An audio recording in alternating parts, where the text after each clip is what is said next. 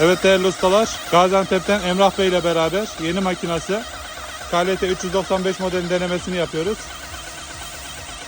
Emrah Bey bizim eski müşterilerimizden. Kendisi ikinci makinesini alıyor. Hayırlı uğurlu olsun, iyi günlerde kullansın inşallah. Makinamız bu. KLT 395 modeli.